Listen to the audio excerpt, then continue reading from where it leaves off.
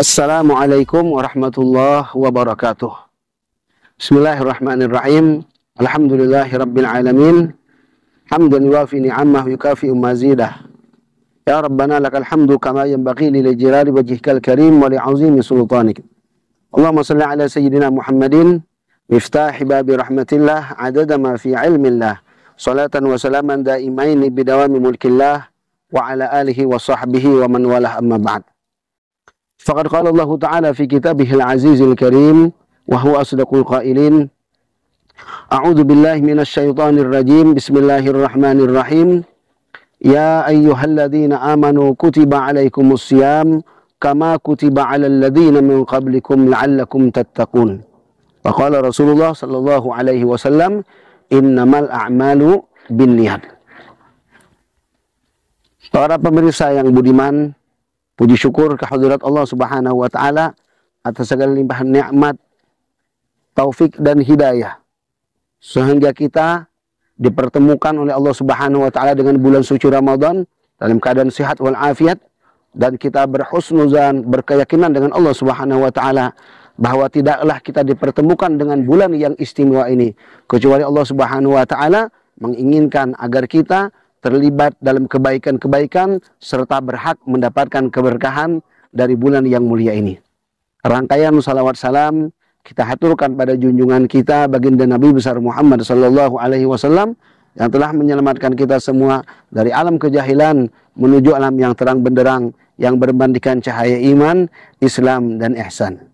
Para pemirsa yang dirahmati Allah Subhanahu wa taala, ketika telah sampai bulan Sya'ban, Rasulullah memberikan nasihat-nasihat kepada para sahabat, dan juga nasihat itu tentunya akan sampai kepada kita semua.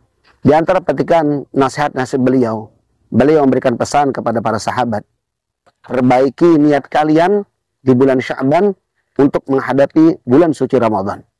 Tentunya banyak kegiatan-kegiatan keagamaan, dari tadarus Al-Quran, i'tikaf di masjid, kemudian sholat tarawih, bahkan qiyamul lail dan kebaikan-kebaikan lainnya.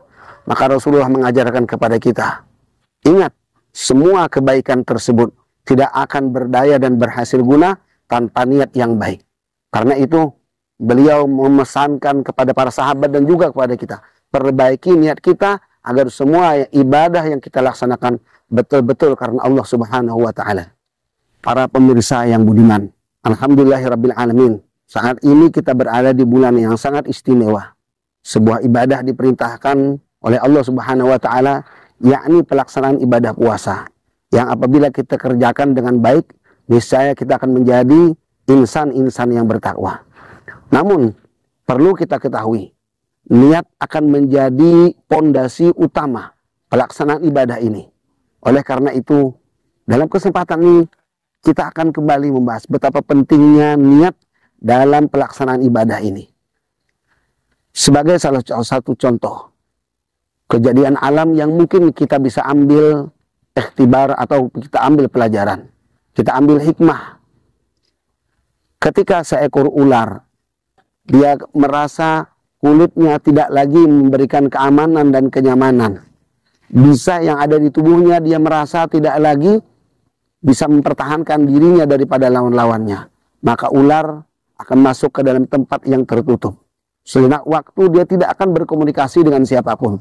Dia tahan dirinya, dia tidak makan, tidak minum beberapa hari untuk mengganti kulitnya dan mengembalikan wisanya.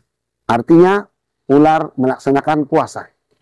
Namun ular punya niat agar kulitnya kembali, wisanya kembali, dan dia bisa menggunakan wisanya untuk menaklukkan musuh-musuhnya.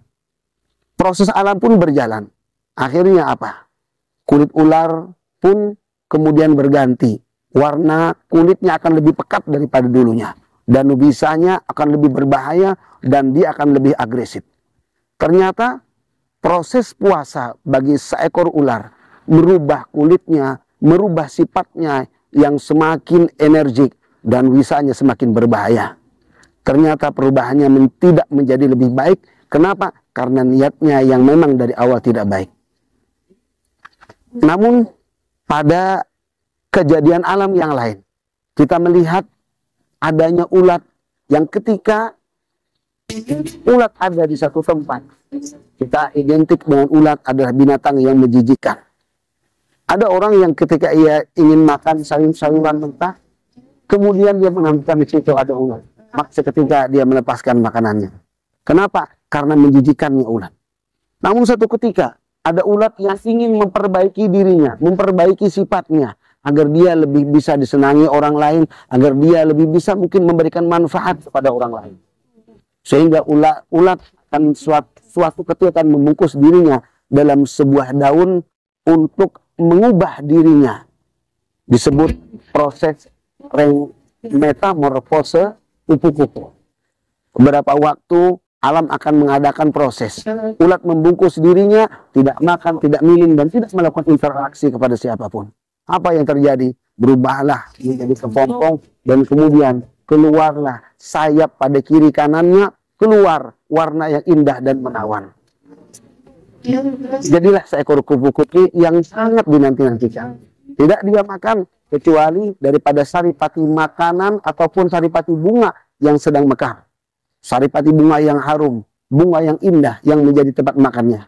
Kedatangannya dinantikan. Bahkan orang-orang kita dulu, orang-orang tua kita mengatakan, bila kupu-kupu masuk ke rumah, maka itu pertanda akan ada tamu yang datang. Subhanallah. Seekor ulat yang dulunya menjijikkan, dia niat melaksanakan sebuah puasa, menahan makan dan minum, niat untuk memperbaiki dirinya. Ternyata ulat bisa berubah menjadi lebih baik.